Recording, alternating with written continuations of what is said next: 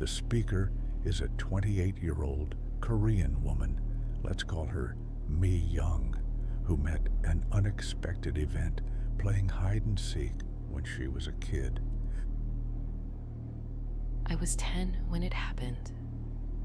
It was the year my family moved into a new apartment building in Incheon.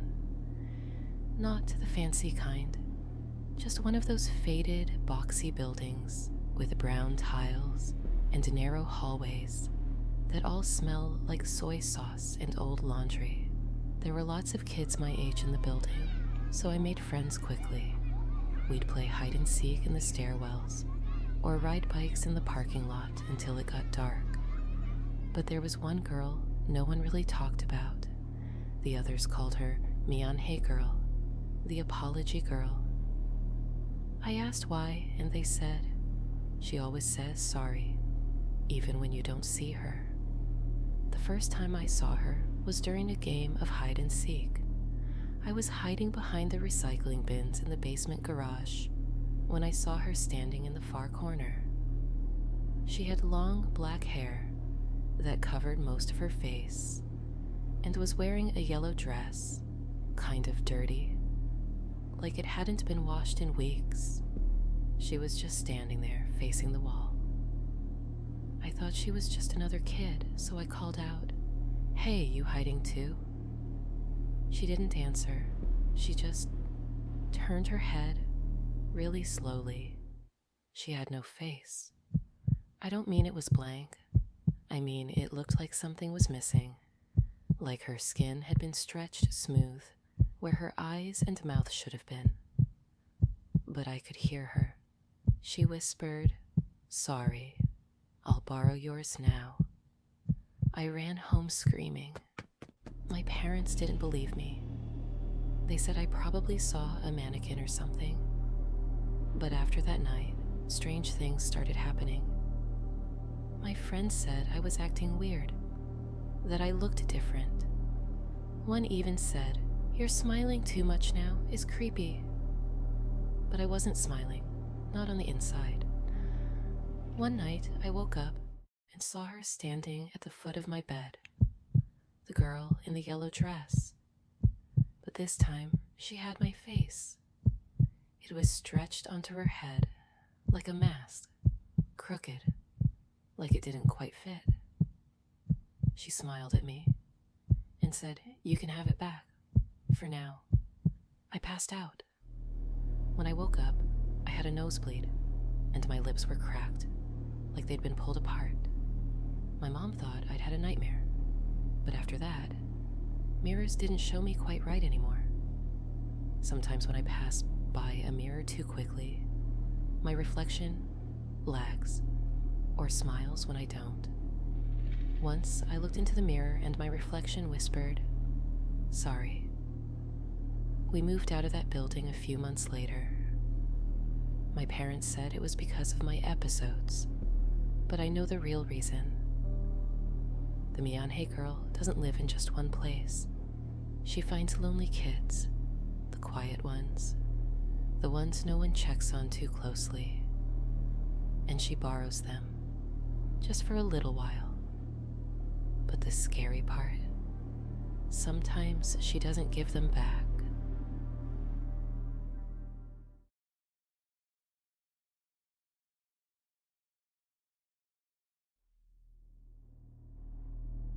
The speaker is a 33-year-old Korean man, let's call him Ha Jun, who met a creepy event in his school when he was a kid. When I was in the 3rd grade, we had a new student. She didn't have a name. It was early spring, and I remember because cherry blossoms were just starting to fall from the windows. Our homeroom teacher welcomed her like this. "Class, we have a new student today. Be nice to her." But she never told us her name, and we never asked. She was strange from the start. She sat in the back of the room, near the window. She wore an old-fashioned uniform that clearly wasn't ours. Her hair was always damp, even when it was sunny outside. And her desk wasn't there in the morning. Every day she'd show up after we'd already be seated, and one of us would have to give up their desk so she could sit. The teacher would just gesture to someone and say, "You, have her sit there today." She never spoke, never ate lunch, never did group work, but the most bizarre thing, no one minded. Even the teacher just sort of accommodated her. One day, I questioned my friend Seung-ho. Why does she always occupy somebody else's desk? And he just stared at me and said, "Who?" That was when I understood. Nobody remembered her but me.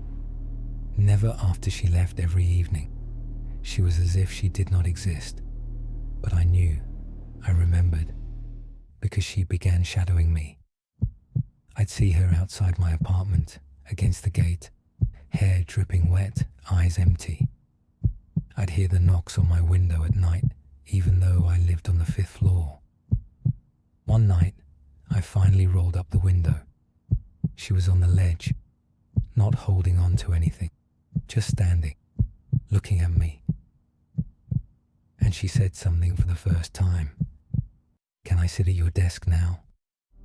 I screamed. My mum came in, and of course the girl was gone. But then strange things started to happen. My school desk would be soaked in the mornings.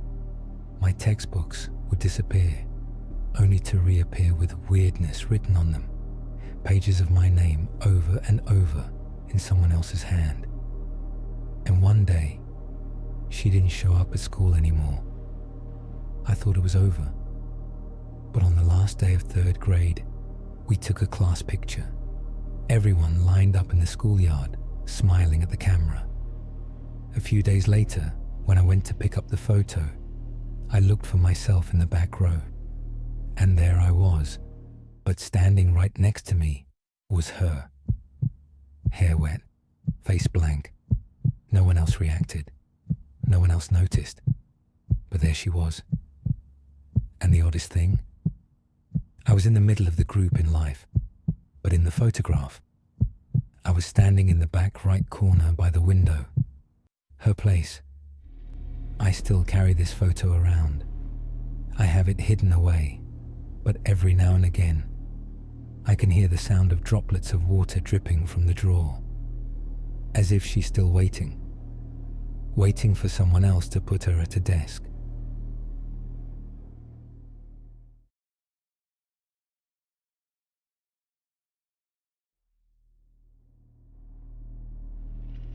The speaker is a 30-year-old Korean woman, let's call her Soo Min, who met a curse that will never disappear after seeing the mirror in the field when she was a kid. It was one of those tiny villages in Gangwon-do, surrounded by rice paddies and forests, with barely any cell signal. No other kids my age, no playgrounds. Just me, the cicadas, and the smell of old wood and kimchi jar. My grandmother was kind but strange. She never let me go near the east field behind the house. It was just a wide stretch of tall grass and weeds, with a lone scarecrow in the middle. I remember asking her why I couldn't go there, and she'd just shake her head and say, "The field remembers things," whatever that meant. But of course, being 9, I was curious and bored.